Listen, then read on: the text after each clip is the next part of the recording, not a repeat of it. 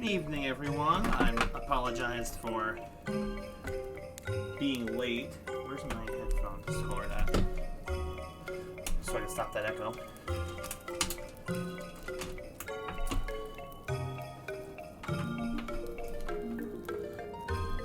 Come on, things all tangled up on the desk.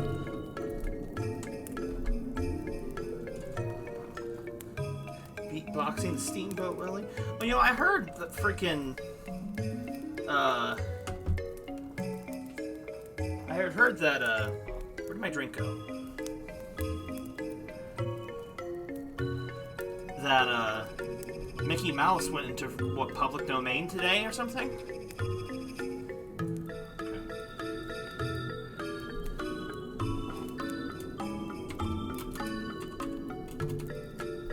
Just give me just a second while I prepare the list.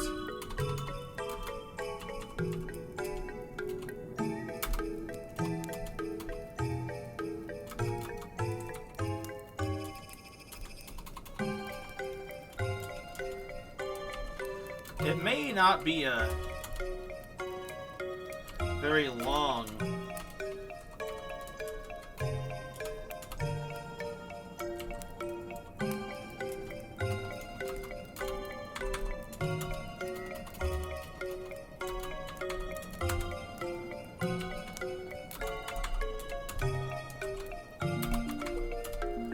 okay, so give me just a sec. Let me grab my drink real quick. I left it outside the room.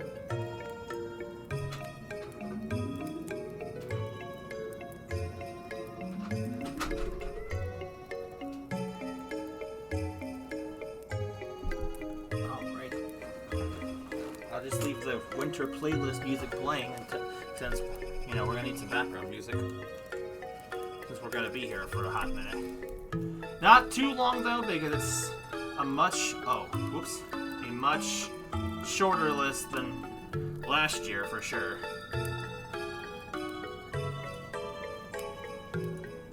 Okay, so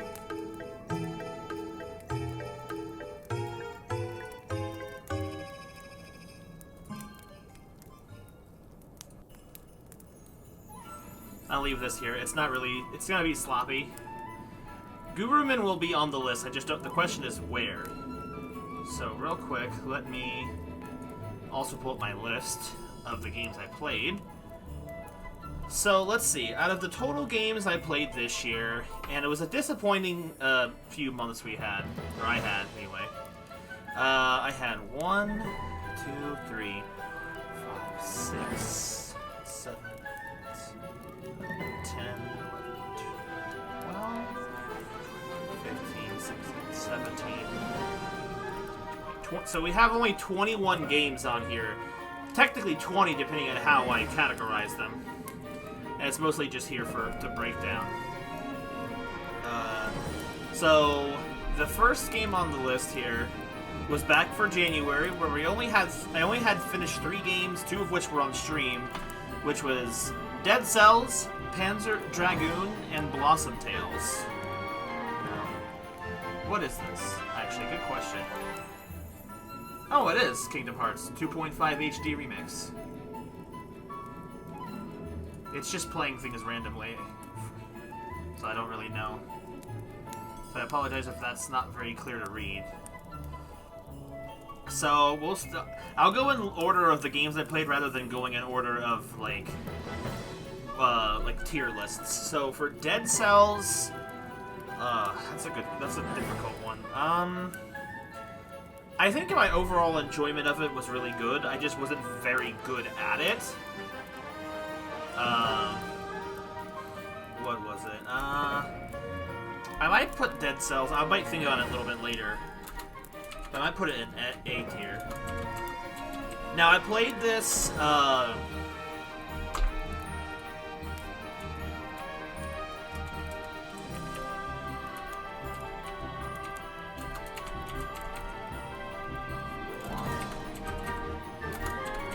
Adding this for later. Sometimes I keep these lists saved later if I want to reflect back on them in a different year. So Dead Cells was pretty good. It kind of had a I liked it a lot in the same vein that I liked Hades. If anyone has played that, Dead Cells was really fun, and I got my first like playthrough of the game done extremely quickly, but in comparison, but I don't fully count that game 100% finished or anything, or just finished from story perspective.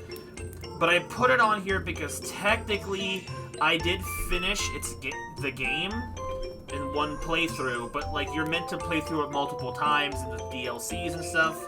So I only played one vanilla playthrough and really did not get as super far into it as I liked, because the difficulty ramps up after the first story, and I kept falling out of the gameplay loop, and it kept getting harder for me. So it was something I wasn't able to fully finish, unfortunately.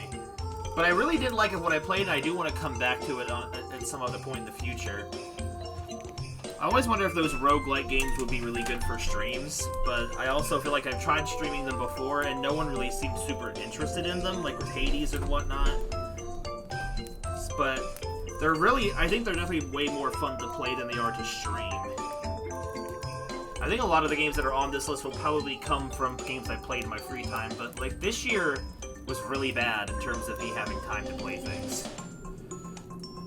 So the next game was Panzer Dragoon, and we played that on stream and finished it in like an hour and a half, tops.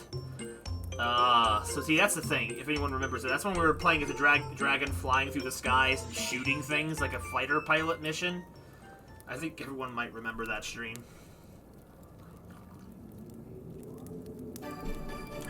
And big surprise, I wasn't really crazy with it. Gameplay-wise, it was fine. I've played a lot better shooter-style games. I've played a lot worse. The graphics were really pretty for what it was, but I just wasn't really super impressed with it. But it also wasn't, like, terribly offensive either. So I might put it in the C tier, which to me, in my opinion, it's just a good game, but it's not a great game, and it's got whatever flaws it has. Ew, freaking... Aelin's cat hair is all over the keyboard. She's been climbing over this room while I've been gone in my room for the last few days. Sorry.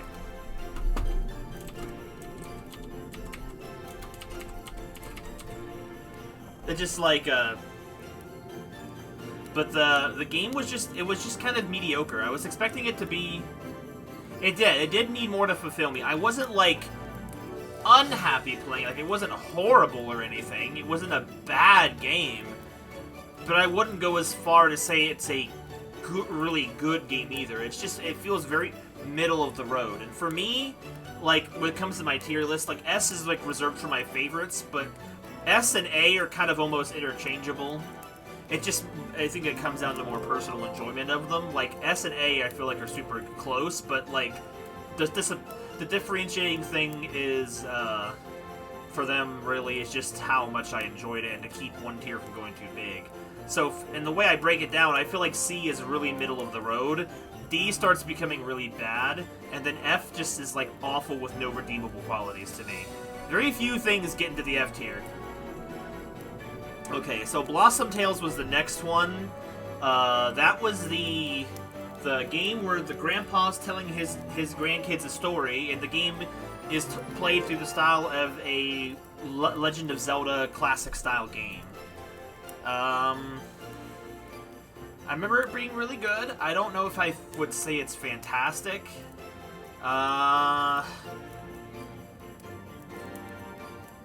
It's hard to say. Like, it kind of hovers between B and A for me. I might put it here in B. Okay, so I think B is fair, where it's a good game. It's a really good game, not a fantastic game. I love that style of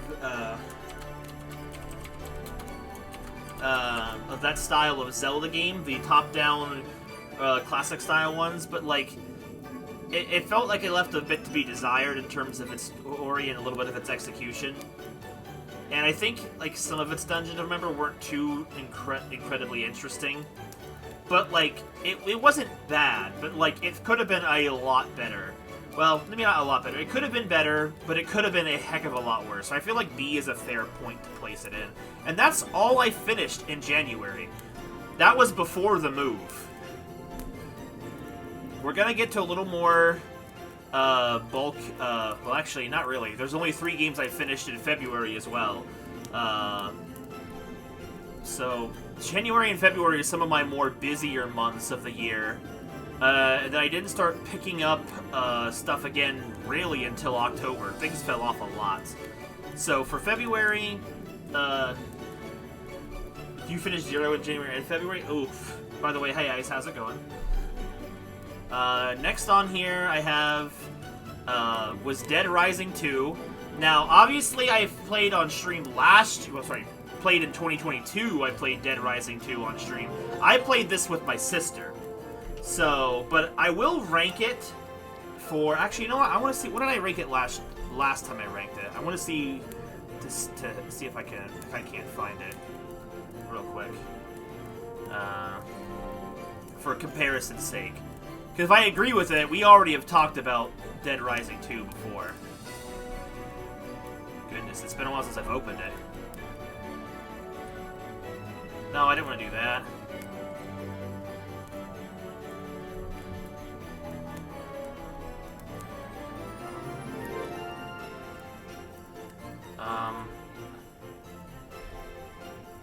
Where?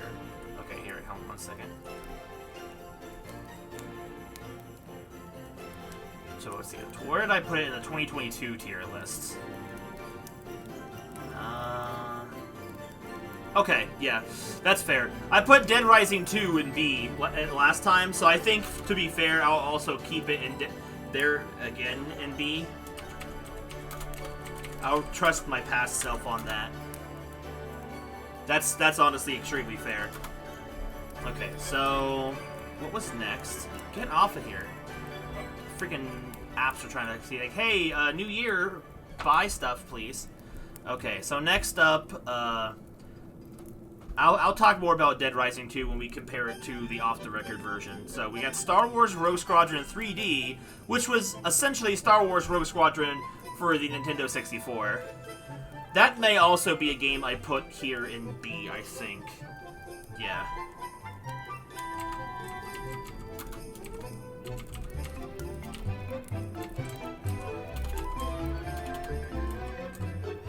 Can I not spell?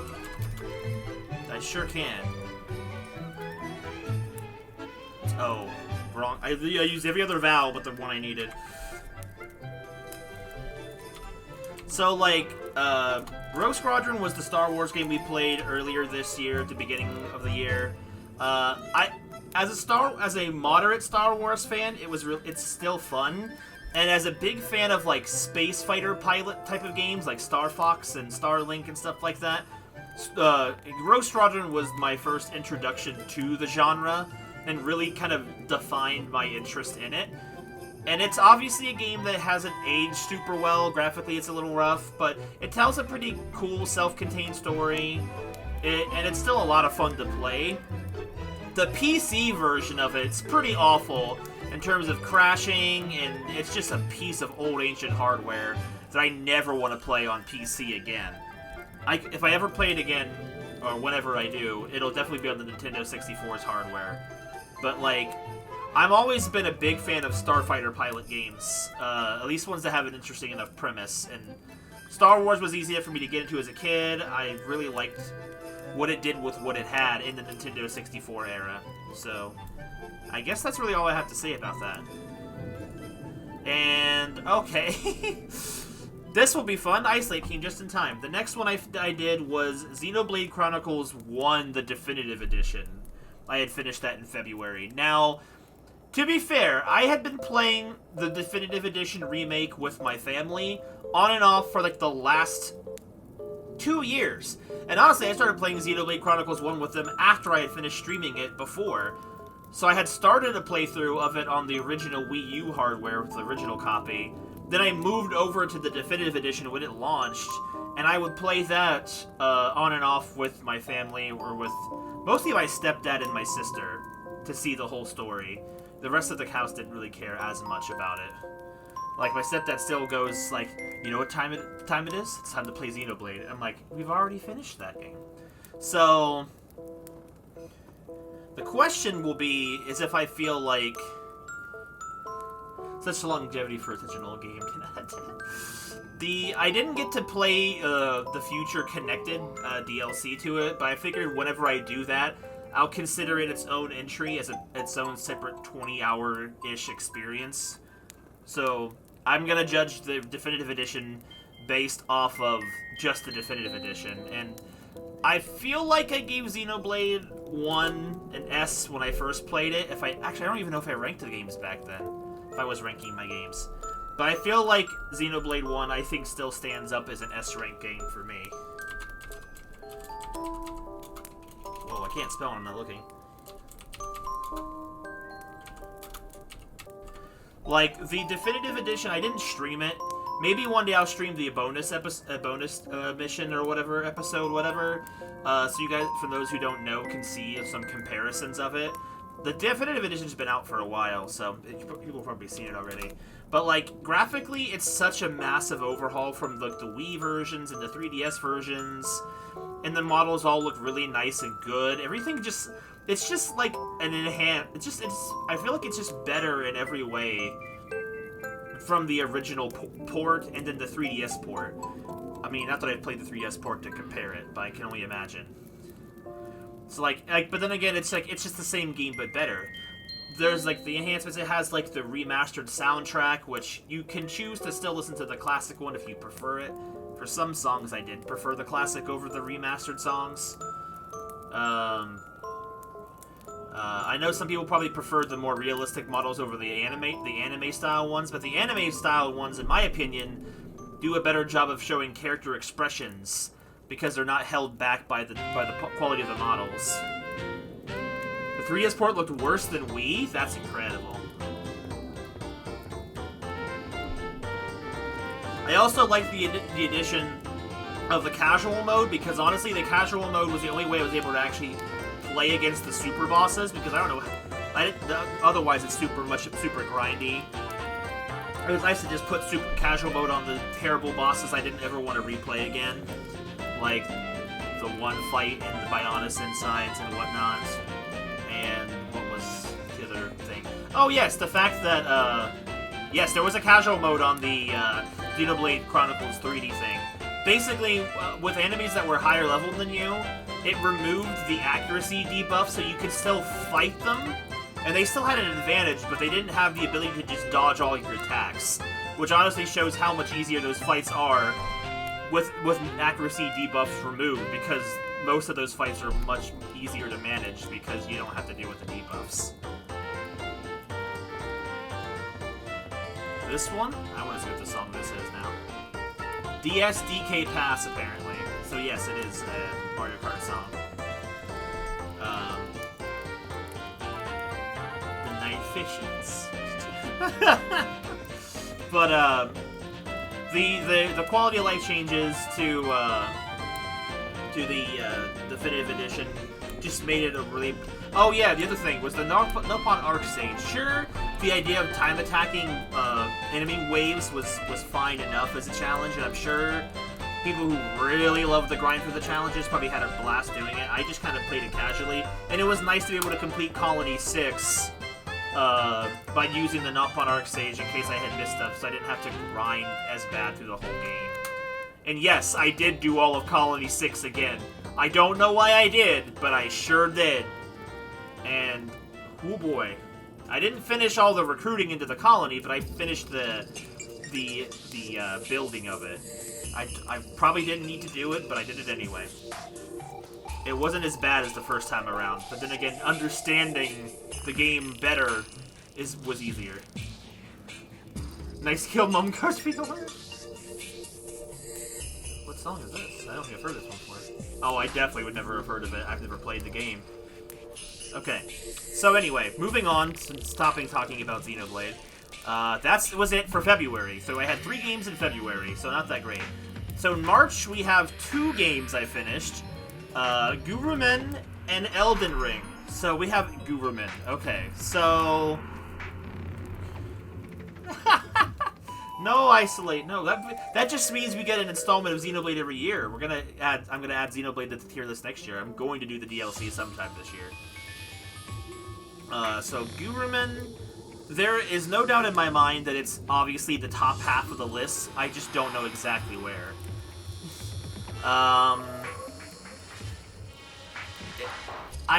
I feel like that I didn't love Gurumin enough to make it... let's see. This is a difficult one. I'm trying to remember my whole thoughts through. Because here's the thing. It's like borderline between B and A for me. So I might put it in B, and I may move it the list around a bit later.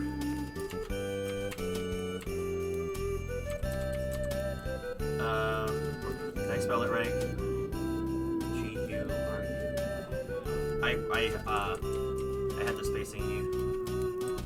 Okay, I had one extra R. Is this Winter's from Earthbound? Yes, well, Winter's white. Okay. Actually, I don't need that up. I'll keep going. Alright. But, to fairly give explain Gurumin's thoughts, and I'm gonna explain fully on it because, like, there's not a lot of games on this list. I feel like talking about each of them is a good go back of the year, and my overall thoughts after the initial thing was done. Gurumin is like 100% a game I would have absolutely gone crazy over as a kid. Like, it was really fun. It had a lot of that cool childlike stuff to it. It felt like it could have been baby's first platformer in a sense. And it had a lot of really good elements to it. Like, it's surprisingly, for a PlayStation portable game or whatever system it was originally for, it had freaking full-fledged voice acting, which was surprising. It had cute little Easter eggs in it. It had a replayable enough function for kids who'd probably want to replay the game over and over for item grinding, like, say, the accessories and stuff. It was like the level design was pretty good. There was a couple parts that I felt were a little flawed. And then, of course, there's the Ice Mountain levels, but I don't vote against those personally because my heights phobia was really getting to me on those, but that's not a fault of the game. If anything, it's a good thing that the level design was able to provoke some more feeling out of me that way. I think some of the weird 100%ing of it's a little weird, but, like, that's a different person's problem. So it's like, I didn't think it was... And, like, the final battle itself was really annoying. It was really strange. But, like, it has so much good stuff going for it that it's like there's no way it would ever be middle of the road. I don't know what I would necessarily change to make it better, but, like, that's the thing. It's like, I can't think of what I would change to improve upon it. Maybe giving you, maybe making the ability system a little more easy, because having to swap between all the different hats all the time for different abilities was annoying. I know that was part of the gameplay and the costume elements, but I don't know.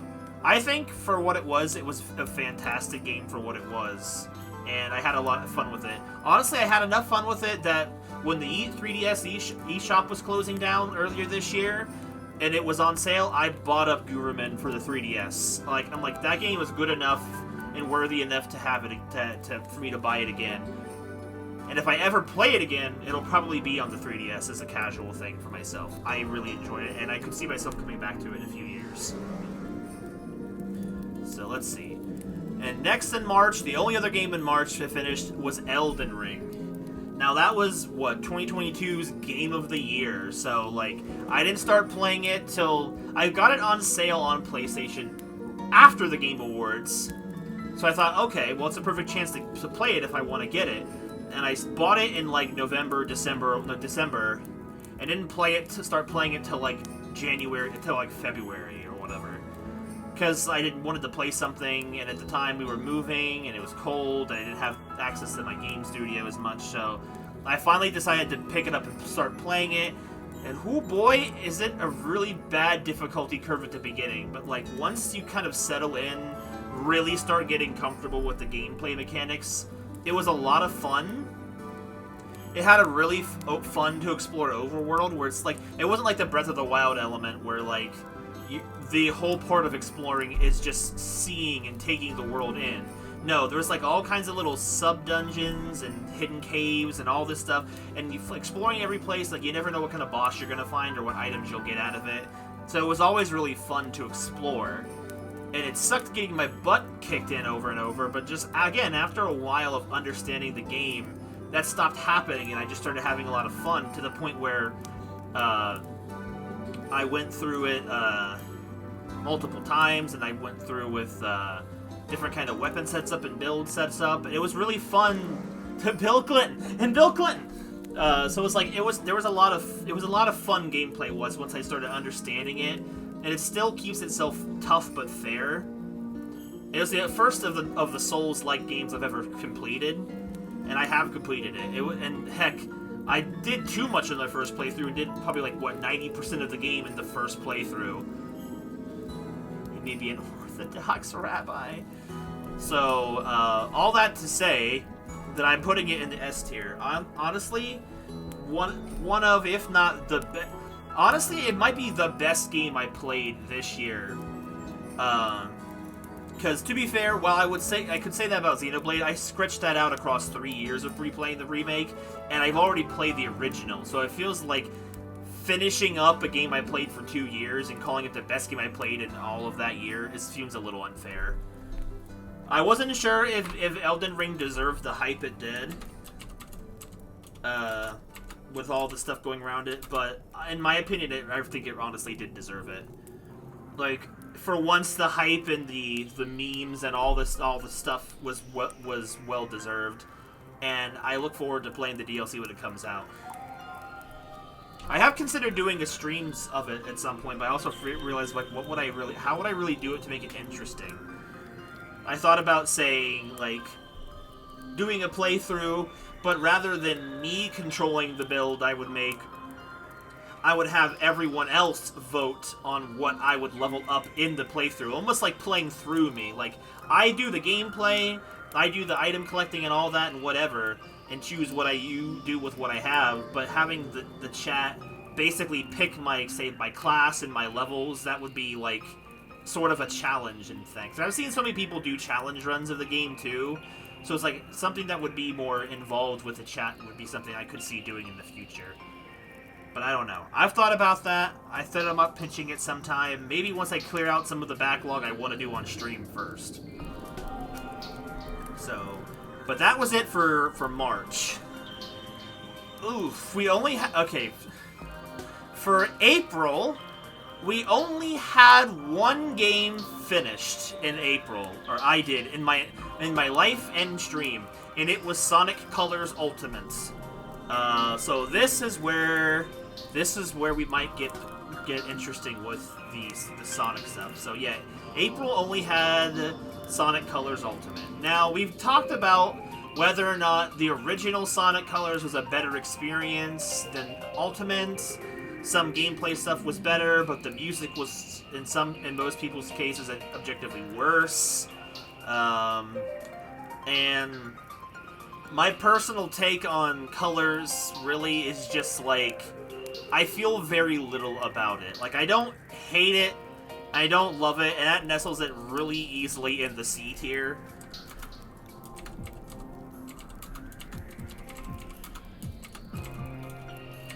And that's really just because I feel like, here's the thing, like Sonic games, they get graded in their own merits base by base, because if you compare Sonic games to other games, they're gonna fall short most of the time in areas except for music. And like, I feel like D, it could swing to D. My justification for leaving it dead set in the middle is that gameplay-wise, it's fine. It doesn't function badly, and the first few worlds were pretty good. Like, I really liked the thing, but like, there's a lot it could have done worse, and a lot it could have done a lot better. And if I was to, and here's the thing, if I was to rank in comparison original to Ultimate would probably go in D, and Sonic Colors original would be in C. But as looking at Sonic Colors as a whole, for the most part, I'll just leave it in C, because it's kind of how I feel about it. Like, the game has very little personality to it, in my opinion. because there's so little cutscenes involved in it and whatnot. And what there is pretty decently good, but it just feels like a huge step down from games in terms of like Unleashed or whatever. I had played Unleashed before it, and it's like, sure, Unleashed has a lot of its weird problems and its gameplay mechanic quirks and all that nonsense, but at the same time, it's like Unleashed has a lot of personality to it that it really brings to the table. And even if it plays worse in some ways, I still think a lot of what Unleashed brought to the table was better than Colors. Colors felt like an extremely safe play in terms of it. The level design, it's beautiful. I love the level design for Colors. It's so pretty, especially Planet Wisp. Planet Wisp is really good of a level design. My problem is with the over-reliance, and as we talked about it a lot in that stream, the over-reliance of sending me into side-scrolling mode constantly. Some levels would have, like, the beginning in third person, and then they thrust you into a side-scrolling level for the rest of the game, for that rest of that level. And there's so much more side-scrolling, and lots of Sonic fans really have their love boners for the freaking side-scrolling. I don't. I don't hate Sonic's side-scrolling levels. I don't. But I like how Generations handled it, where, like, it would blend back and forth seamlessly, or in Sonic Classic Sonic's case, the entire level was side-scrolling. But the blend is good, but having it, you not knowing what kind of gameplay you're going to get into between level to level, really suffers for it. I've talked more about Sonic Colors than I expected to.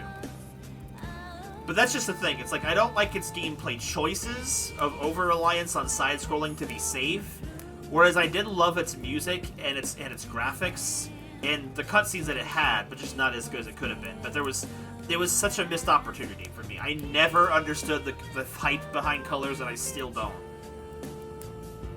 And ripped off Galaxy, that ending. Oh yeah, the final boss was kind of weird too. Like, I kind of like the idea of Eggman doing his using the Wisp powers to fight you back, but it just, I don't know, it felt a little weird. I don't know, it could have been better. But not that saying that Eggman as a final boss is a bad thing. It's just the fact that sometimes it's just build up weird. It's just weird. The fight was a little bad too. The remix that made worse. Yeah, I remember that song being better. Okay, so that's all that was in April. Now, this is what really is gonna suck for some people, especially me. There is a massive, massive gap in between April and the next month. So, I finished Sonic Colors in April, and then, unfortunately, I didn't finish another single game until August.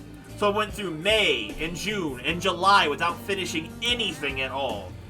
But that was when I first started getting a job back here when I moved in, and I worked 6 days a week. I had no time for anything fun. Most of my gaming time when I was playing was something like Fortnite or Elden Ring, something that was still going, and the streams were games that we started and never finished, or took a long time to finish. Which is why in August, the next game that I finished was Tears of the Kingdom. Yes, I did finish Three Houses. It's a little further down on the list. I remember, so, actually I think I had Zelda, I had Tears of the Kingdom and Three Houses going on at the same time. So I finished Zelda first. Zelda's in August. So that's May, June, July. It's like about 3.5 months it probably took me to finish it. At least I think it was in August. I didn't actually document it until like September. I'm like, did I finish it last month? I don't remember. So, I didn't mean to click D. Tears of the Kingdom didn't do that bad. It's not gonna be D. I don't even. So let's see. Without going into a full rant, I don't want to go into a full rant on Tears of the Kingdom. If you want to hear me rant about Tears of the Kingdom, go back and listen to the ending of the final stream of Tears of the Kingdom. I have that uploaded. But the question is, this is the sad part, is the fact I'm debating whether it goes in A or B. So it's like, it feels like, okay, so in terms of its gameplay, like, which is the same as Breath of the Wild, except for extra stuff. Isolate going real harsh with the C. I can understand it. I don't think it was that bad. So, but like, it's, you know what? Honestly, C, B, but close to C seems fair. Honestly, I think, because here's the thing, gameplay-wise, I feel like it still is in the A category. The gameplay is still great, but the problem is it's the exact same thing. So, the gameplay does not affect the rating at all, because it's literally the same thing as Breath of the Wild, for the most part, with the exception of the new mechanics, but how the game plays and handles is the same. I don't think I can justify A. I don't, because here's the thing. If you're going to be able to cut enough corners to make a sequel based off the same world, using the same engine, using the same gameplay mechanics, using the same models, using all this stuff over again, which, remember, they did the same with Ocarina and Majora's Mask, I expect every other aspect of the game to be phenomenal and amazing, especially if you have to wait 6 years for it. And for what we waited for 6 years, for after cutting so many corners, and yeah, I expected it to be on par with Majora's Mask or something, or expecting it to be on par at least with Breath of the Wild. Triple the time and third of the quality. So it's like, I get the fact that taste in story is subjective, and that not everyone is going to... What is the song? I want to check. Final Fantasy VII, Buried in the Snow. I forgot about that game's music. Well, there you go. See, the execution of the story is what really sucks for me. But I think okay, so here's the thing. I've said it before, and I'll be brief on it again. Breath of the Wild story, and the way that it was set up, because Link was an amnesiac, it makes sense that the story is fragmented, and you get it in pieces. But at the get-go, you already have the general awareness and the understanding of the general sense of the plot. Then you get the details. So the details, fleshing it out after you know the general story, is not really spoilering, and Link would get it as he remembers it. It makes sense. It was executed well for what it was doing. It did something different. Tears of the Kingdom tried to keep that exact same gameplay mechanic for story execution with a new story that is not built for that system.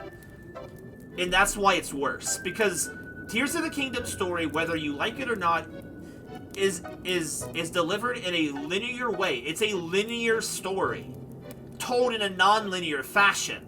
It's like if you took a book with a story and you wanted to read it, but instead of starting from the beginning, reading to end, you would just randomly open it at different parts of the story as you read it, and then it's like, but the only knowledge you have is the general knowledge of what the story is about, like a synopsis. Like, oh, it's a knight that got his start, and he kills an evil thing at the end. That's like, then you knew that generalization. So everything inside is just extra context for that.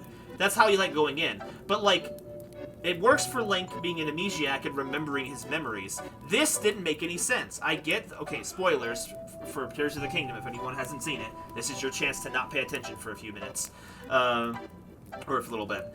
Like, you can't take that linear story, break it into pieces, and still expect me to be as engaged as I was before. Because you're spoiling your own story. Now, I get there is an in-game order that you can play the story pieces in.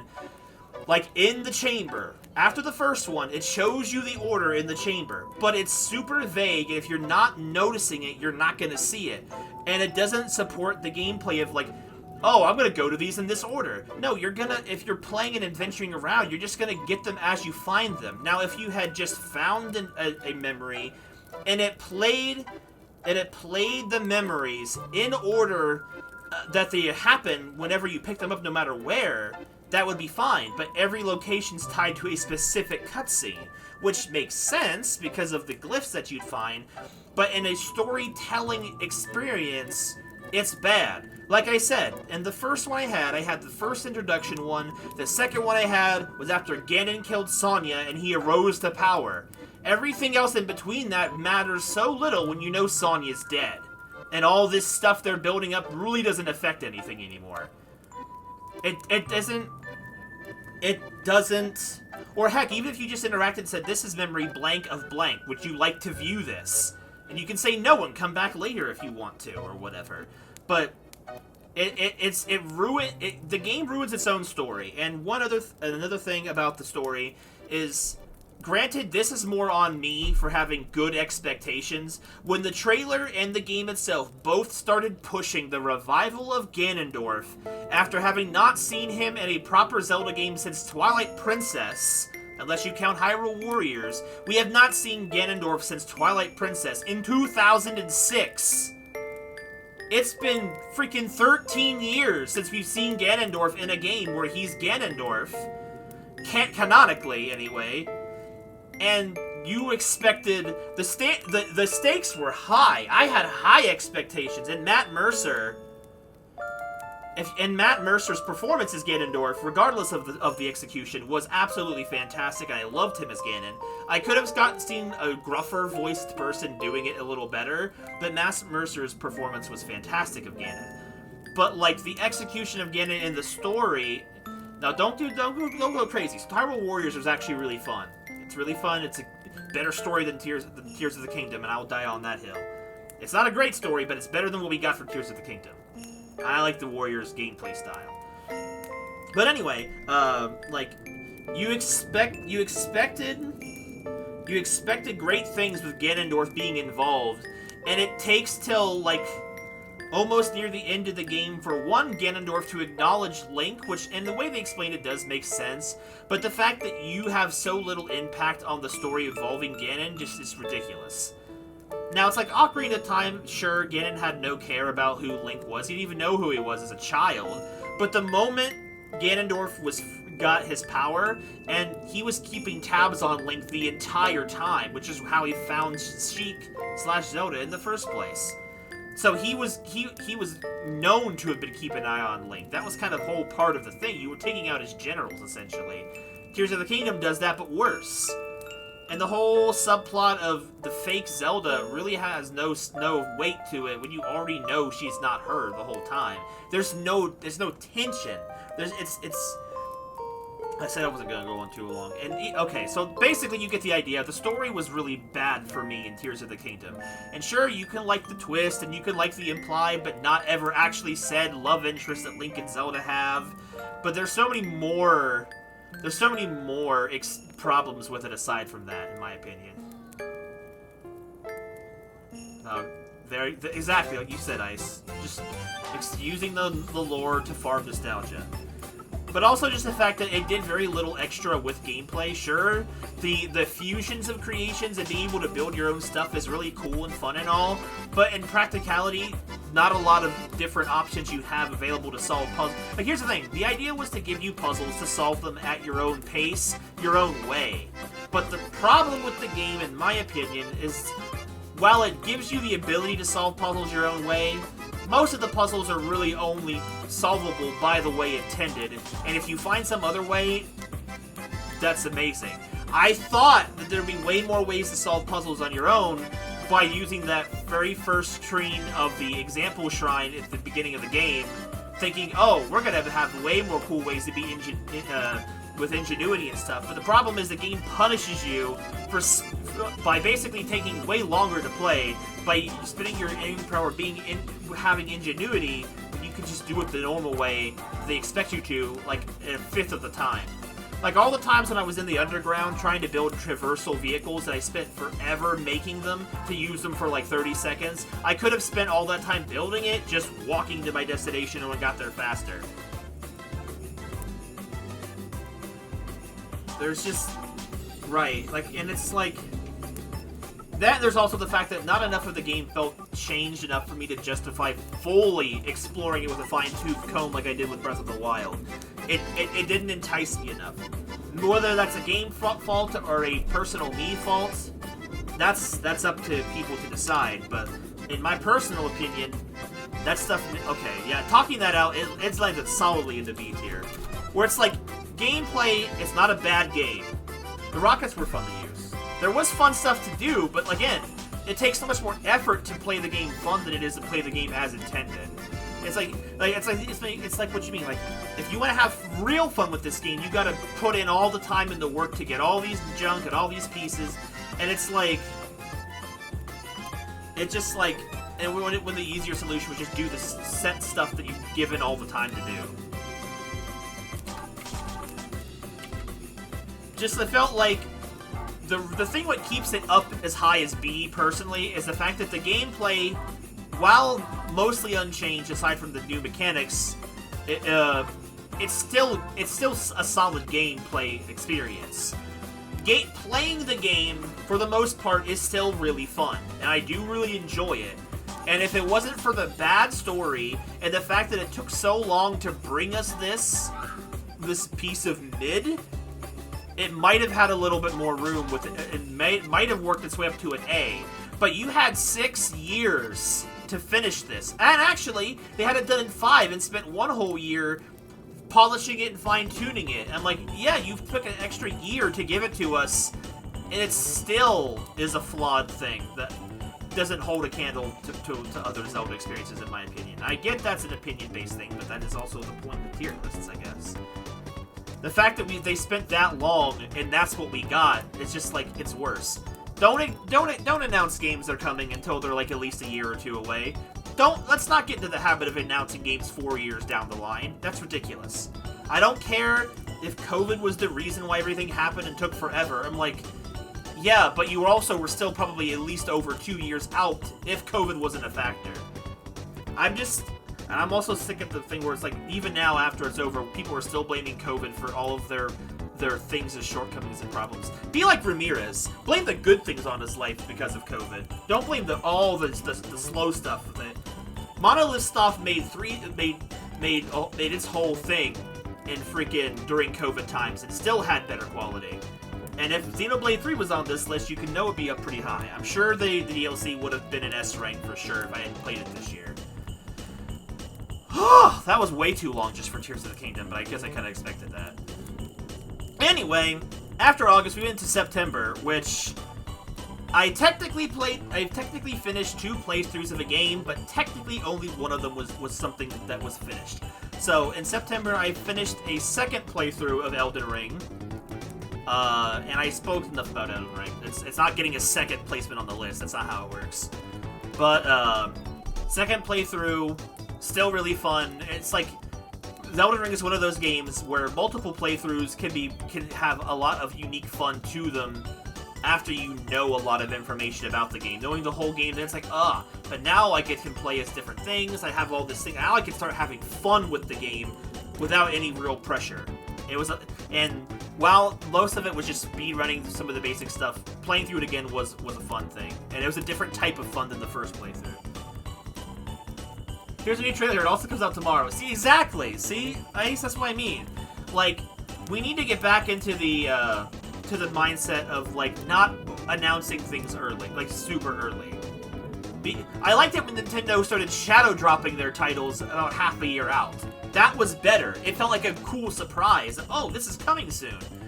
I don't have to wait several years, and that's the thing. Another thing that killed Tears of the Kingdom's momentum is announcing it so early. All hype died out for me by the time it got there. It restoked it a little bit, like it threw a little bit of gasoline onto the dying embers when they showed the trailer with Ganondorf and confirmed Ganondorf as human in the game for me.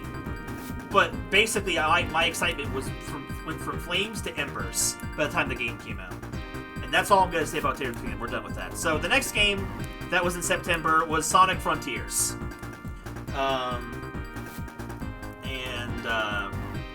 I'm gonna lump did I list the DLC separately? I did. Okay, I'll list it. I'll rank the DLC separately because I listed it as a separate game earlier on. That shows you I did not play enough this year. So, Three Houses wasn't finished until October. This song is Sonic 3 and Knuckles, Ice Cap Zone Act 1. Never heard it myself. So, Frontiers, easily better than Color, so there's no way of seeing in the C tier. I don't know if I would consider it high enough to be A. I mean, the A tier is looking pretty lonely up there. We're gonna get some stuff for the A tier, but it's just not in here right now. Let's see.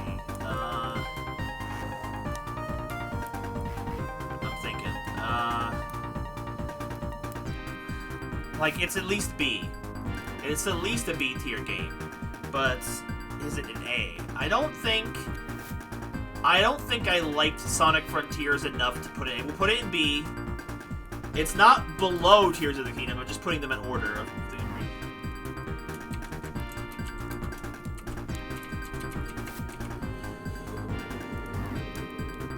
like, here's my logic here, and this is not necessarily a bad thing. So let's not. I don't want to give a bad impression. So remember, it's a Sonic game. I feel like the best a Sonic game can truly do, outside of extreme bias, is an A tier thing. I feel like anyone who puts a Sonic game seriously on the S tier has a massive amount of bias for the series. So I feel like A is the most logical thing for the best Sonic game I can play. Even my favorites would probably only be an A. But gameplay-wise, really solid. I really like the new mechanics into the gameplay. You're too used to Sonic, you don't care anymore. Like, and here's the thing, like, the gameplay is really good. I really liked it. It's got some bugs to it, like most Sonic games do, but it's not as buggy as it's been in the past. I really, really liked the... see, here's the thing. I really liked the gameplay levels, like the cyberspace levels that were built based on actual things. That, for me, is where the gameplay of the game shined. Like, its stages, its missions were absolutely great. I really loved how they played. And then the abilities to do the extra stuff in the super hard ones were really good. Like, it had a lot of really good things, and some of them were callbacks to old Sonic stages, but and lore-wise, they made sense. And being able to do old-style gameplay stages with new mechanics was really cool. It worked really well. The open-world stuff, while a really cool open world was nice-looking... It is DK Summit. I know this one. The platforming and gameplaying in the overworld was, in my opinion, really messy and annoying. Because here's the thing, I say that a lot. Like, the puzzles that you have to do in the overworld aren't always super clear how you have to do them because they'll overlap with each other sometimes, and you're not sure which piece is part of which puzzle, and it gets really annoying. It also just got really grindy for an open world game, but granted, maybe it's because I was going through each world too fast. I don't know, I just going through it at the pace that felt normal to me. And then, like, I'm walled off in certain parts because of the element of the grinding for the items. And Eggman's performance, Mike Pollock does a great job. The little the Eggman diaries and whatnot were really fun. The fishing game was really relaxing, had nice music. The graphics of the fish were fantastic. But, I don't know. Like, the story overall felt a little bit weak, even though Sage was a pretty good character. Sage was honestly one of the highlights, for sure, but it took her a while to be that way. And I like the actual referencing and acknowledgement of the past entries in the Sonic series. Like, I can't remember the last time that they acknowledged Sonic 1. Sorry, Sonic Adventure 1, sorry. And, like, I felt like while the character arcs of each one had, like, Knuckles, Amy, and Tails, like, it just felt like the story wasn't super well engaging, and they had their own personal bits, but, like, for example, Tails felt like he went through the same personal rehashing story several times in the entire franchise. So I'm sick of hearing about Tails' insecurities. I get that he's like 11 and kids have that thing, but as a game and stuff, it kind of hampered some of the enjoyment. But I liked that it showed that the characters were evolving and acknowledging stuff and changing his characters because they're all young and they're growing up. So in that element, it was really good.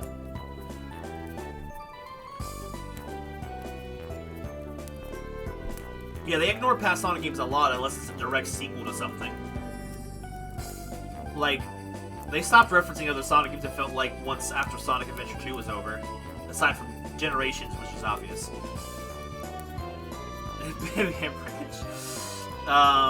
The music, obviously, with Frontiers was amazing. Absolutely banger music. Like, it was just really good. Like, so much of it was great.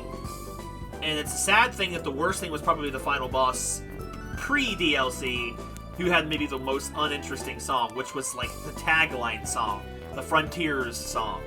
I didn't like it. It wasn't horrible, it just was really uninteresting. I didn't really care for it.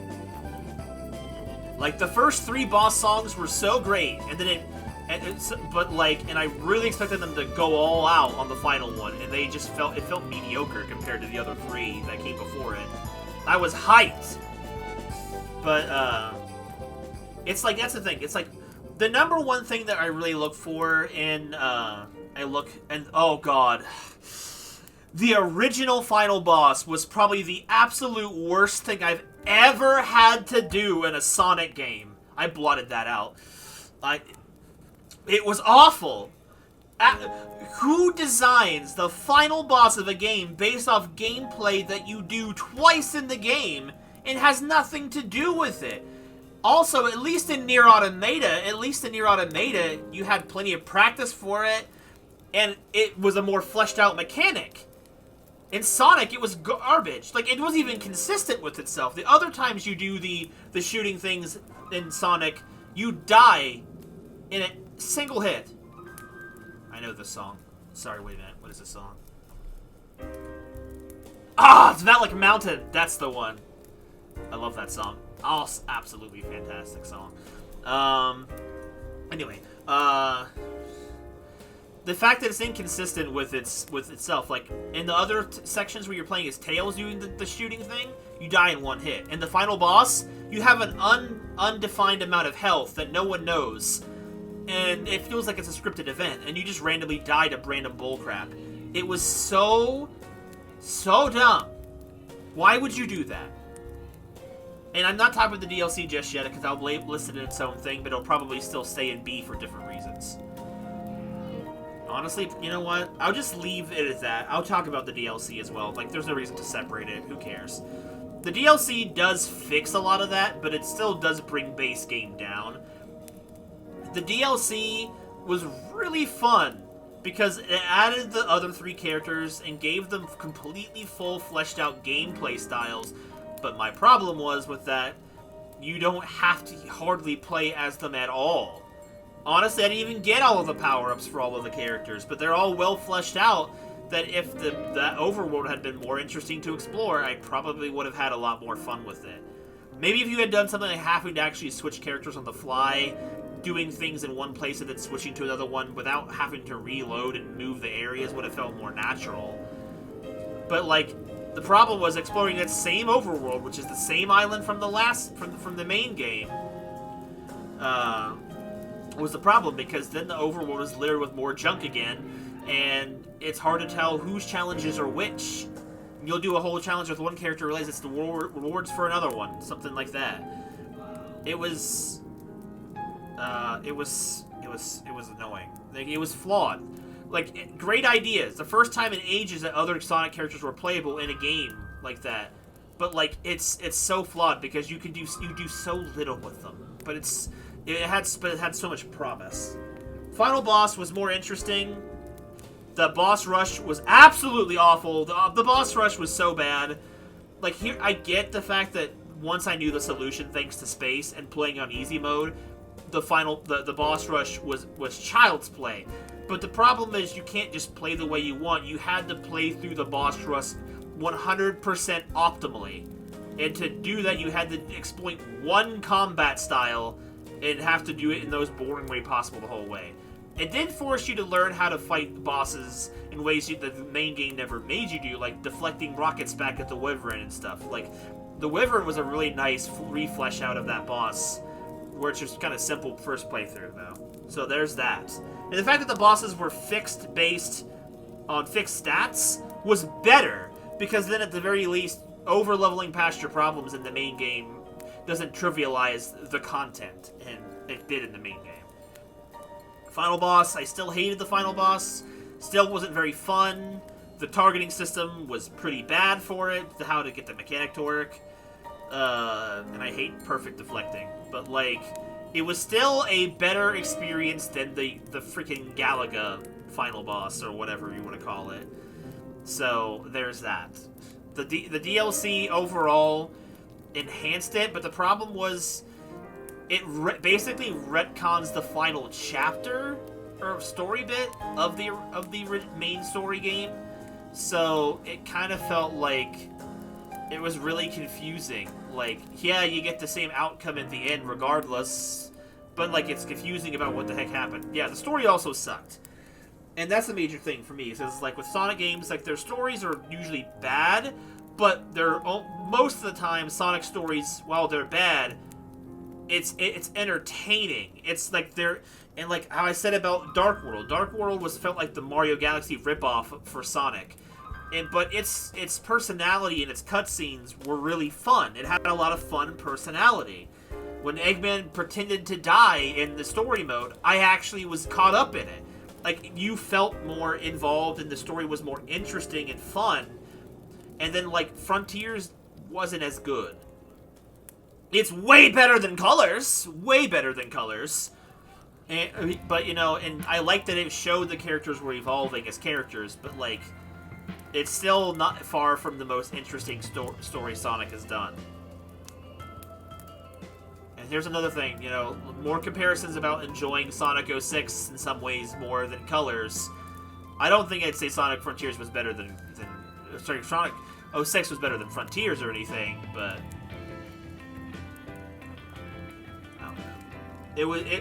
overall it was good. I talked about that a lot, so I'm gonna move on now because we talked about that a lot. Where's the file? Okay, so we're moving on to October now that September's done. October, November, December are all we have left, and October looks like it might have been my biggest month. Now, we did the DLC of Sonic that month, so I'm not gonna list that. If I was to list the DLC separately for Sonic Frontiers, I might put it in the C tier, because it's just its own thing. It's just like, it still enhances the main game, but I don't think it enhances the main game enough to put it in A, so we'll put it like that. So Fire Emblem Three Houses was the first game finished in October. And oh boy, Fire Emblem Three Houses was quite the thing. It took a long time to finish Fire Emblem Three Houses. It took about half the year of streams to do it. And see, here's the thing. The part of me feels like no matter where I put this and judge it in the thing, it's mostly judging the Golden Deer route, because I'm still going to be missing overall context, which may or may not change my opinions of the game as a whole.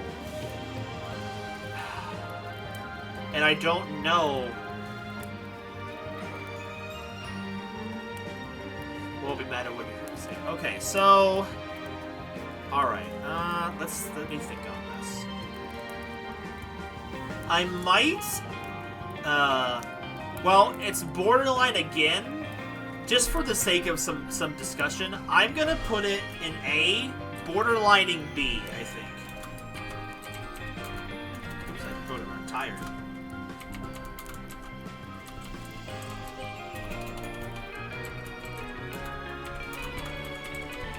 And I'll go on through that a little bit.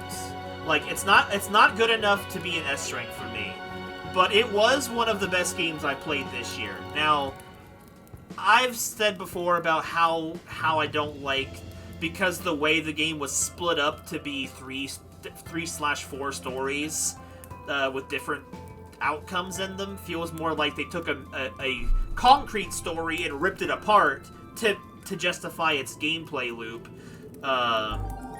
Gameplay-wise, it was fun. I liked it. If I was playing it on my own again, I would probably enjoy it a little bit more, because then it's like I don't have to worry as much about consulting people and figuring out what I have to do. Like, I think the reason why it took me so long to get through the first playthrough was, one, it was my first one. It was the second longest playthrough, if not the longest playthrough, of what I understand, of what I did research on. And I went through all the problem, not just flying through with no information. I had information, like recruiting characters, and spent time thinking about how to make all of that work, rather than just going through at a natural first playthrough pace. So, it took longer probably because of my information. I like to usually go through games knowing as much, learning as much as I can, and getting as much as I can done in a first playthrough, to feel I can get as much of a complete playthrough as I can in one sitting. But gameplay-wise, in terms of combat, it was really fun. I mean, it's Fire Emblem style combat. I like RPGs that have that grid style battlefield combat. Shining Force was another one I've played, one of my favorite RPGs. Does this exact same gameplay thing, except for without permadeath. And not that I mattered, I didn't play with it anyway. The recruitment class stuff was fun. The system of, like, crafting the characters into your own likes and dislikes was really fun. And I feel like if I had understood it from the get-go better, I would have had a very different outcome for it. I didn't know what I wanted out of anything early on, and then once I knew, it was too late. But, like, it was still a lot of fun. But again, the story is where it suffers, and even then, it doesn't suffer that much, because if you ignore some of the little nuggets of doubt sprinkled through, or some of the stupid choices story-wise to justify the gameplay stuff, it has a pretty decent story. Like, I've played many RPGs with better stories than Three Houses, but I've also played many worse stories than Three Houses. And most of what brings fire... I threw 2 houses up here. What? Whoops. And most of what I had done, the gameplay really is what brings it up as high as it is. And it's more so that the gameplay puts it up here. The voice acting also was really good, by the way. The voice acting was really good. The music, while limited, was really good. The story, while flawed, isn't, in my opinion, flawed enough to bring it down. Now, if the story felt more complete, it was a one playthrough thing, and it was one more cohesive single story, it probably could have gotten an S rank for sure. Because my biggest problem with Three Houses was the choices it made with the story to justify the 4 splitting paths of the story. Or 3, technically, with 2 alts for one story. So I think it could have done a lot better in terms of story, but everything else felt pretty solid. Nothing else felt like it was lacking. The story was lacking, but even when it was lacking, its characters make up for the lacking story so much that it really doesn't bring it down that much. Oh man, face really is bad, isn't it? Okay, so that I feel like that's all I gotta say about Three Houses. I did more talking about it, so if you want to talk about it in that, I did a lot of ranting on Three Houses and stuff. And I don't need to go over the whole flaws of its story. This isn't a Fire Emblem Three Houses review. But if you want to hear more what I had to say, just go to the last stream of that. So, for anyone hearing this that doesn't know that. Okay, so we're getting to the games I played in Spooktober. So skipping DLC for Sonic Frontiers. There's It Moves, which was a horror game we finished in an hour. So, it was like the visual novel one, where you were walking through basically a nightmare, and then you'd be stuck in all that text of the scared kid telling you a story about the monster. And it turns out it wasn't his imagination, the monster was real. Really bad. It was pretty bad. But there was enough in it, just barely, to not make it an F title. Like, it's not horrible. It's really, it has nothing. No, not the guy with the purple guy. That's the next one I'm going to talk about. It was the one I played that same night that was an hour long, I think. No, it was the multiple horror night, the Bite of 87. It was the guy where we talked about the dad in the sex dungeon, which was not canon to the story and will not affect my overall review of the game. Like, the problem with the game was not that it was absolutely horrible. It was the fact that there was almost nothing to it that really establishes anything. The only real thing I felt like the game established and did at all competently was its little narrative story thing. It was creepy, it was unsettling, and it was even worse when you get to the end and realize it wasn't the kid's imagination. There was a real creature living in the wall, straddling him, caressing his face, and probably trying to eat him for some weird reason. It was a creepy ending to a story that was pretty mid, but mid as its best statement. The game, there was basically no gameplay to it. You're walking around in I assumed a nightmare with like jump scary things and some stuff, but the thing is, nothing could ever hurt you. You were just wandering around in the nightmare waiting for it to end, essentially. So there wasn't nothing much to do. A lot could be improved on it, but for being a free game that was an hour long, its story that it told was okay enough to not be F. So that's really it. It's not a good rating, but it's not irredeemable for me. If it had nothing good for it or anything passable, it would have been an F. But the story was passable enough for it to not be absolutely garbage. We had some fun with it, and it was good enough. So Ao Oni's then is the next one. That's the one with the giant purple guy. I'd never seen that game before, but I've seen images of it, and it was a pretty good an RPG horror game. It wasn't the best one I've played. There was some weird parts in it, but it was overall pretty good. It wasn't absolutely fantastic, but it was really just kind of it was just good enough. And I feel like that goes into C for sure. That's how I think that's how you spell it, right? Like, there's not a whole lot to Oni, not Oni. Oops. Like, I don't know what else much more to say about it. Like, I feel like there was no explanation of what the monster was, and maybe that would have made it a little more interesting. Like, why was there a giant purple-headed creature walking around the house? It really didn't matter that much.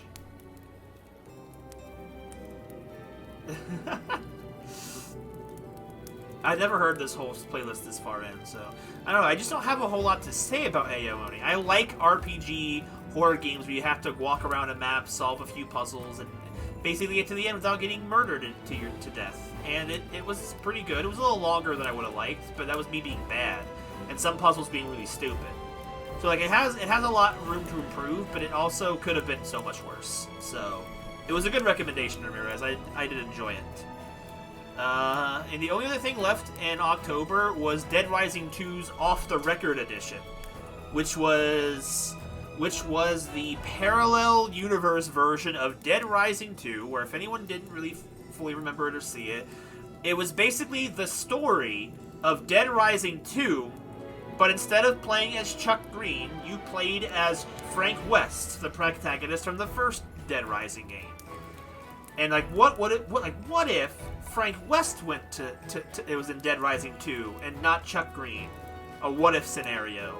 And it was good. Like, it left most of its story alone for the most part, and it didn't change it too much. But the game was so short that it didn't really bother me too much. It added more things, like there was more dialogue that was added in, like the scenario nobody asked for. Yes, but it worked well. Frank's unique character works with the plot really well without changing it. Like, he's a well-done character and fits into the role pretty well. And like they still have the same stink eye with him because we may not have Katie to be the zombie-infected person. Frank was already zombie-infected.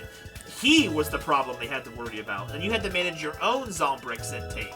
So you had to have Zombrix to continue the game, which added a little bit more of a challenge to it. Like, it fleshed out characters that weren't as fleshed out before, like Rebecca. Because the fact is that they didn't actually kill Rebecca somehow. She didn't take a shot to the head. Which is how I had a feeling that she wasn't going to be dead. Sullivan had a different story arc, and his was a little bit better. Like, he had a different ending to it. Stacy being the surprise twist villain was actually really cool, and the boss battle involving Stacy in the new area was actually pretty good. It actually felt like a real boss fight rather than just a fist fight with Sullivan at the top of the hotel. It was pretty good in that regard. And being able to fight the other protagonist, Chuck, in a battle was a bit heartbreaking, and but it was really cool to see what would have happened if Chuck Green had failed to keep his daughter safe and just went so insane that he kept believing she was alive and he was doing all this for her still. It was an interesting take on creating a psychopath of a different design. And then there's also just the facts that while it also is just a new story, it is technically, objectively, the better way to play Dead Rising 2 in terms of, like, gameplay. It has fixes to the cutscenes, to lag. It has more combo weapons. It has more freaking combat abilities without weapons, because Chuck was, like, I guess a boxer or something? I don't know. But he could fist fight. Like, gameplay, and then he has the entire camera mechanic. It was a lot more fleshed out than Dead Rising 2's base game was, and that, you know, it was just a lot of, like, small quality of life changes and whatnot, and also, but and it had a pretty Just interesting. like Mom used to make. But that sound clip leads right into my counterpoint. While the game is better played as a game in Off the Record, because it's just a enhanced version, like it's like playing Pokemon Ruby and Sapphire. Emerald is the better pick. Chuck Green as a protagonist is infinitely more interesting. His motivations are better, and because the story is made for Chuck in mind, Chuck handles the story better. But that was more so, he's got the Chuck writ. Exactly. The game is really built around Chuck. So, but it's more so, I'm giving a nod to Off the Record for keeping the story mostly the same, but adapting it to Frank in a way that makes sense, and it's done well. It's just that the stakes aren't as good because he's just a reporter as opposed to being directly involved in the incident. So, but because the thing is, see, this is the thing. The base game story is better but it's still technically the same. But it's better because the Chuck aspect of the story is way better and more interesting. And it's the canon path anyway, but that's not the deciding thing. But the rest of the game, in terms of gameplay elements, bug fixes and all that, the Off the Record is better in that regard. And it even has some better and more additional music too, so those are also good too. But I feel like what the story being better with Chuck is the leg up over the two. That's the point where it's like, if a story and characters are good, I'll still play a bad or a worse game as long as it's more entertaining than a better functioning game. But it's like comparing green apples to red apples. You're just gonna pick which one you like the taste of more. So I feel like that's the thing. Like, the biggest con of Off the Record is that it just doesn't have Chuck as the character, but he's in the game, and it gives an interesting take on Chuck. So it's not he's not there, but he's just not there in capacity. So it's really a personal preference type of thing. But in my personal opinion, the story in the original is better executed, but everything else about Off the Record is better. I've said that 3 times. So in my opinion, that keeps them even. I know that's not as interesting of a deadlock.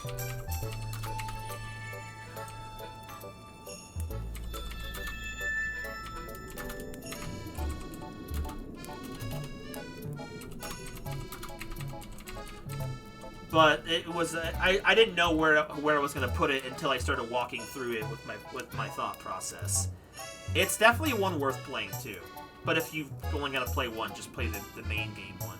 I definitely feel like Off the Record should have been a DLC for Dead Rising 2 rather than a separate release. That I think was a strange choice. But it is what it is. So I think that was whoopsies. Had to click the wrong thing. I think that was it for October. So yeah. So only 3 things. So we only have 4 games left. We're almost done. One of them I've done before. Okay, so actually I'm going to skip to December. We'll do November last, because the only thing I finished in December this month Though in fact I came really close. The only thing I finished in December was Pokemon Emerald. I've had a lot of other games that have started and not finished this month. Like Yakuza, I thought was going to be on this list for December. I didn't finish it in time. One could also justify me putting The Evil Within in December, because I finished it on the last day of November, going into December after midnight. So it's like it's a borderline game, but that's just the thing. But we'll go for Emerald because, like, we're doing for December because November has more interesting games. And having played through Emerald 3 times in the last two years now because of various game crashes and data corruption, I've learned an awful lot about Pokemon Emerald in terms of a main gameplay thing. And I realize it's, as a main playthrough, it can be pretty tedious. It's like, it has a lot of bad problems where, like, the Chosen One Pokemon have good movesets. You want to use something that's not conventional, it's got terrible moves, and you're over here scraping the bottom of the barrel to make the Pokemon work. Like, for example, on my final playthrough, I used Absol instead of, say, Bayonet, for example. I know that doesn't mean anything to other Pokemon fans, but Absol's really good in later gens, but his first appearance, he's pretty terrible. Because he has, like, no move options. He's got a great attack stat, but no move options that aren't normal types, hardly. So I had to invest a ton of TMs into him, and when the game has limited TMs, and if you burn him on something else, you have very little options to make Absol work as a viable Pokemon, for example. But that's just one thing. But, like, there's things where, like, grinding and training up after the main game leading up to the Elite Four, that's really bad. There's not a lot of places for you to do it, and wild training is terrible because the country's full of water in the final leg of the game. It's badly done in that way.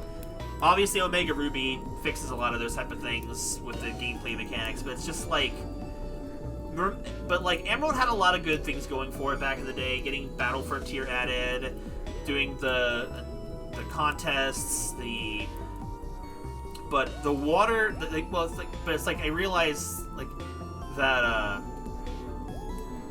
So many Pokemon get the shaft if you're not, like, one of the favorite childs of it. And the physical special split and all that nonsense really does hurt a lot of Pokemon and whatnot. And that's not really Emerald's fault, because it was made before that happened. But, like, just after playing through it and having some blinders off, taking some stories into consideration, I think it's still, and this B tier is getting crowded. I feel like Emerald is a B tier Pokemon title for me. Because honestly, while it may be one of my favorite generations, Generation 3 is probably my second favorite Pokemon generation. Like, Emerald is not my favorite Generation 3 title. It'd probably go to XD or Fire Red. I feel like weird thing is Fire Red came out before Emerald, but I still feel like Fire Red did some things better than Emerald in terms of things. And that's not Kanto bias. I don't have that. I don't care about Kanto that much. If anything, I have Johto bias. But, that was technically my first game. But, I don't know. Emerald,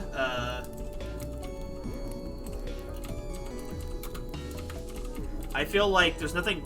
B's not bad. I can't remember. In my head, B is above average. And I feel like as it's aged, I still think Emerald holds up as above average. It just feels like its flaws shine through once you've taken further steps away from it. Now, I'm curious if I had put it in, if I did it in 2022. Was it in 2022?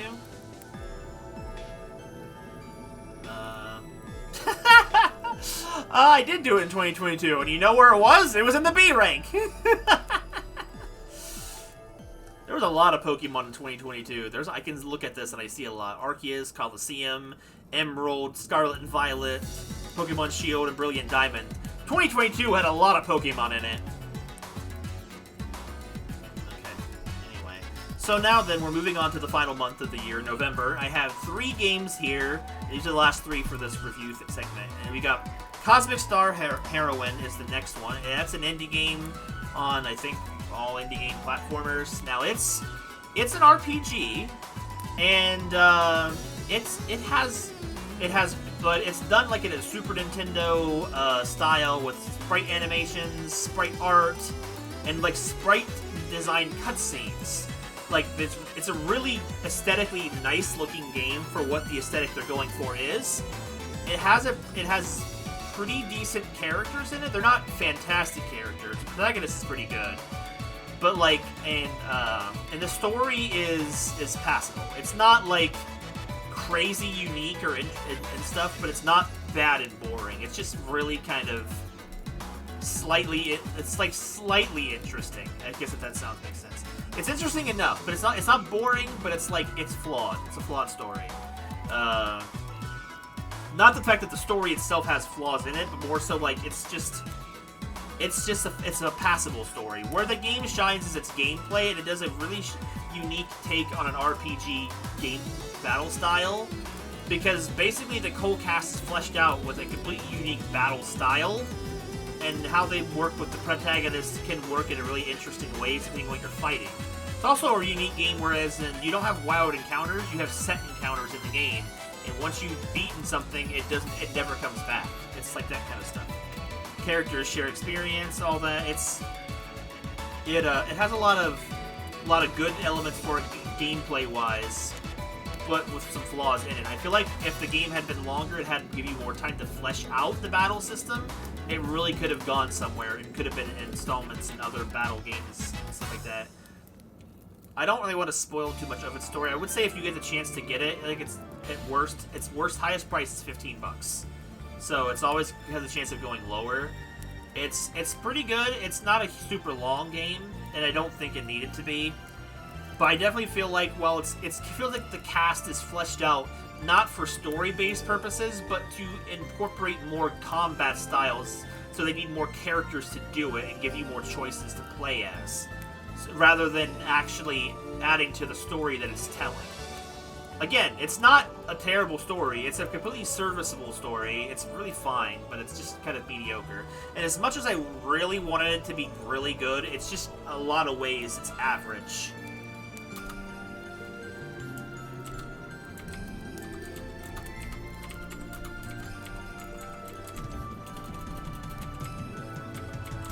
This is Kirby. This is Rare Ride. That's a good winter song. Okay, so next up is The Evil Within. We played that in Spooktober, and it was a good game and bled in long enough into November. It was our variety game for Harvest Moon Month. Weirdly enough, not a single Harvest Moon Month game is on this list. I didn't finish any of them. The Evil Within is like, I know not everyone was there for every single stream of it, so like I won't over synopsis the story or anything, but what it really felt like was a really well done, like a really fleshed out clone of Resident Evil 4, but like a clone in gameplay sense and horror setting only, because it was a very unique feeling game. Especially considering that most of it seemed like it was literally a fever dream for the most part. The story was crazy, and even at the end of it, I still felt like I had more questions than answers. Gameplay-wise, it felt like, again, like Resident Evil 4, but a little more polished, I think, for the time period. Its graphic style and its characters looked really well done for a game that came out in the mid-2000s. Like, it looks fantastic. And these creatures were scary and unsettling, and I actually felt some senses of scare and thrill factor compared to Resident Evil. Like, it was scary enough and unsettling enough for what it was doing. And while the made sense for the monsters being what they were like figments of your imagination or whatever. So like they could go from being a mindless monster to something that could wield weapons and guns and stuff. It made a natural progression sense, better than the cultists of Resident Evil 4. Its protagonist, well, most of the characters were just okay. The protagonist was super good and super interesting. I really liked him a lot. Not a whole lot of negative to say about The Evil Within, and I think because of that, I'm going to put it in the A tier. And this is Twilight Princess, I think.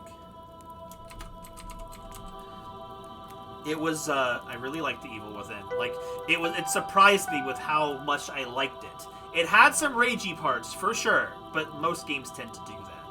But, like, have that one part that you don't like. But, like, The Evil Within, for being resource materials, can we gush about good stuff? I might have to do a Zelda tier list sometime.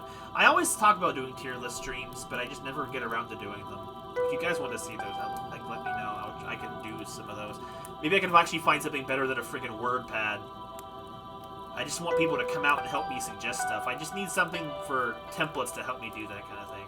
I love to rank the different Zeldas on different merits. I'm going to do that once I finish replaying all the old classic Pokemons. I will still do that tier list I talked about before. And the list, and while the list of the Pokemon games here might spoil it later on, you might be surprised with how they stack up against each other rather than just games in general. Like, Pokemon Sword and Shield may be better in a Pokemon tier list than they are against a general game tier list. Smash Bros. Amazed at how hype the reveal trailer was. Dang, poor 64 will have nothing. Okay, but yeah, Evil Within was good. I really liked it. It was surprisingly really good. Oh god, the Platoon weapon. The Ice has got the ideas. Alright, and the last game I have... The Ramirez tier list. The last game I have that I played this year, started it and finished it in November, was Live Alive. And I've talked about this on and off in different streams, because I didn't play it on stream. But the game was absolutely amazing for what I was expecting going in, which was absolutely nothing. I just knew it was a remake of an old Super Nintendo RPG going into it. Did not know what I was going to be getting into. So, I don't want to spoil the story, because I actually... what I had said to you guys sound like you wanted to see me stream it at some point. Maybe I'll do that after I get rid of some of the RPG backlog I have. But, like, it's a beautiful, like, Super Nintendo-style RPG. It's because it's a remake of it. It's got the beautiful Octopath 2.5D, 2.5 HD pixel graphics, so it's basically looks as beautiful as Octopath. Actually, maybe in some areas, a little bit better. Not in all areas, but in some elements a lot better. Pixels were great. It's a game that focuses around 7 different protagonists and different time periods, all with their own unique story, and each story sometimes has their own unique gameplay to it. Like, there's one of the freaking stories has, like, you know, kind of horror game elements where you have a creature chasing you, you have to hide from it. This feels like a modern day horror thing done way back in the way, and they're like a Street Fighter parry and all this type of stuff. Like, the characters, and all the characters are really good. Every time I pick the story and think, okay, this character and story, it doesn't sound too interesting, it's probably going to be mid, and I play through it, I'm like, wow, every single time I played something, it was either as good as I expected, or better. Only like 1 or 2 characters felt like that they were a little underperforming, and that's mostly because their story links are not equal. Some characters have several hours of a story involved for them, or at least a couple of hours anyway. Some have like 45 minutes. It's like they're not created equal in terms of length, but like, so some characters were only worse because they didn't have as much time as other characters that had more time, and were better because they had more time and had more complete characters. But like the premise was really good, and its gameplay is another kind of RPG grid battle thing with attacks being on a grid and can attack certain locations. It had a lot going to it for it, depth-wise, combat-wise. So like, it looks good, it plays good, and its music is really good. It sounds really good. And for me, I would love to play it on stream sometime. Especially considering it's the type of thing where I could have people vote on which characters we play as and when and whatnot. And whichever. But, like, to stop it here, as much as I absolutely loved it, it's not good, and I don't know if I would say it's good enough to be an S rank. It would definitely be an S rank of the year. Like, for this individual year, it was probably the 2nd or 3rd best game I played all year. And that's considering Elden Ring and not considering Xenoblade because of that. So, like, Like, if it was my top 3 games I played this year, it'd probably be Elden Ring.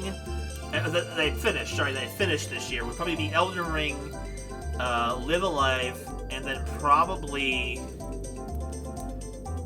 maybe Gurumin, honestly, in terms of the top 3 games I played this year, in terms of how fun they were to play. With maybe a very close 4th place by Fire Emblem, and then a 5th place by, actually, 5th place might be tied between Sonic Frontiers and Tears of the Kingdom. That just kind of shows you how far fell Tears of the Kingdom was.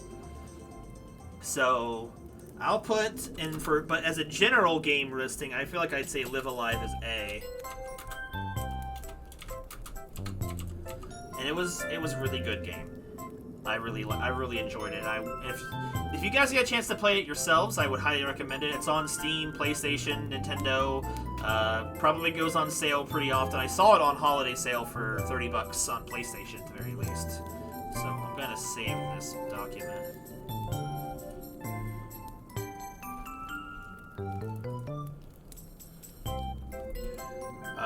So final thoughts of the year. I feel like, I didn't play nearly as much games as I really wanted to get into playing.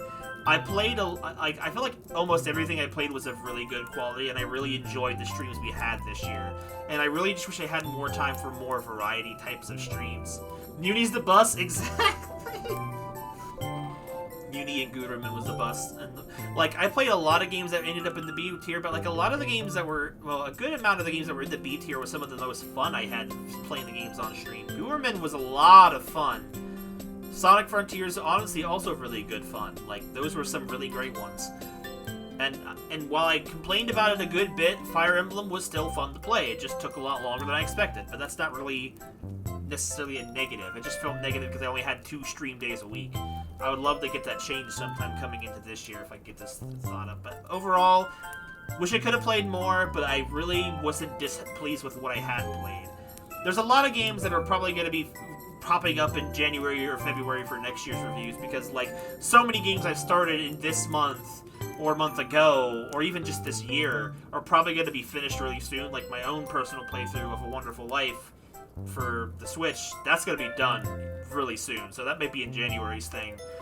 Almost was in this year's, but I just didn't grind it out enough. I'm like, you know what, I don't want to do it just for the sake of the little review. I don't need to do that. We're already almost halfway through Ace Attorney, The Great Ace Attorney 2, and we're already over halfway through Pokemon XD, so those will probably be showing up really early.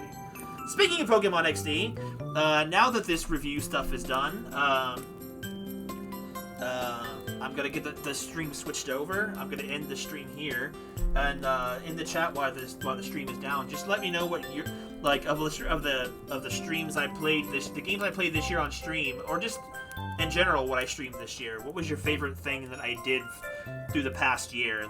Be it the movie streams, the game streams, the playthroughs, everything. Just let me know. I'll read them in between setting up the streams. But for VOD purposes, I'll see you guys in the next stream, which is in 5 minutes for Pokemon XD. I know it's a little bit late, but it's also still early in the night for streaming, so... if you're not back for Pokemon XD, have a good one. I'll see you guys tomorrow, actually, because that's what I'm going to be... I only have tomorrow off for this rest of this week. So I'll be right back shortly. Bye, everybody.